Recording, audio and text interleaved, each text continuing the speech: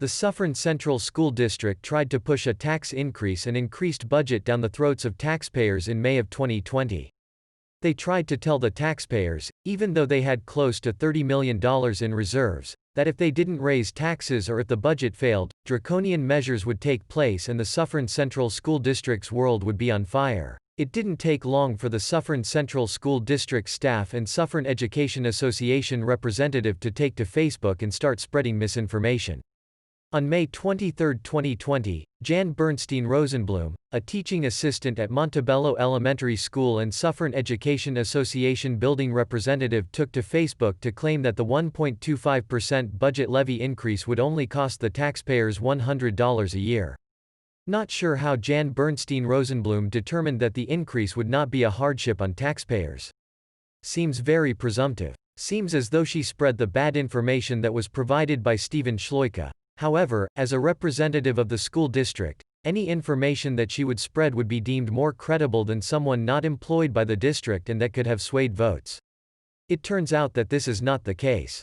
According to Suffern Central School Board member Melissa Reimer, the tax increase was closer to $225 per a $50,000 assessed home.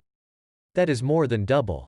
Jan Bernstein Rosenblum is a representative and employee of the Suffern Central School District, and she made a claim that many people would weigh heavily as a district employee. Did she do this in order to ensure a secure environment for the union? To ensure that the Suffern Education Association would get their raises and coaches would still continue to get paid for not coaching? So the union could continue lining their pockets? So administration would continue to get raises even though there was no evaluations? So just stick it to the taxpayers, even if you need to lie and deceive them to enrich the union members. More Suffern Central School District staff and Suffern Education Association members liking Jan Bernstein Rosenblum's post telling the taxpayers that the increase would only be $100. When district staff is telling the public that the information they posted are facts, it is terrible to find out that the information they provide was completely wrong. Some people might say it is their First Amendment rights. And yes, it is. However, it is horrific that they would spread completely false information, representing the Suffern School District, and they directly benefit from the budget passing at the expense of the taxpayers paying the bill. School district employees have the right to say almost anything they want, but they should also be held accountable when they are wrong, as they represent the district, especially when it comes to a vote that benefits them personally. It seems like they will say anything to help themselves. If Jan Rosenblum wasn't sure that the information was correct, she should have stayed quiet rather than represent spreading misinformation, as a district employee, that could sway a vote and benefit her and her colleagues. At the May 12, 2020, at about the 22-minute mark, warned taxpayers that the $60 per year increase was not realistic and actually outright false. Reimer spoke out at several meetings, questioning the numbers, yet Stephen Schloicka'd would quip back and try to make the numbers dance, so that the public would think that the increase was minimal. Maybe this was the reason he was suspended for 9 months from Gloversville School District. We don't know because Lisa Weber never vetted Stephen Schloicka'd. Matthew Kern seemed to be confused by the numbers. Tom Donnelly, also a school board member, referred to the increase as coffee money for the week.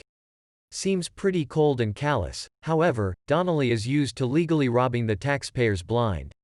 According to an article called, "One Local Cop Earned $442,000, How Police Rob Taxpayers Blind in Pay, but Refuse to Reform," on the website themindunleashed.com, Tom Donnelly, the now retired Ramapo school safety officer with a several $100,000 cushion, earned the largest paycheck of any police officer outside New York City, as one of almost 175,000 employees sharing $9.7 billion total paid in salary from taxes for the 12-month year ending on March 31, 2017, reports the Empire Center.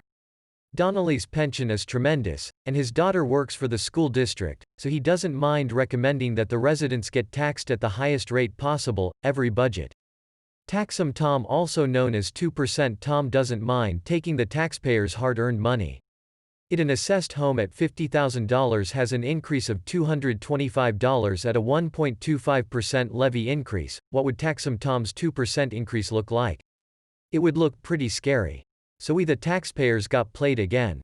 We trusted the school district and their staff to tell us what the bill was going to be.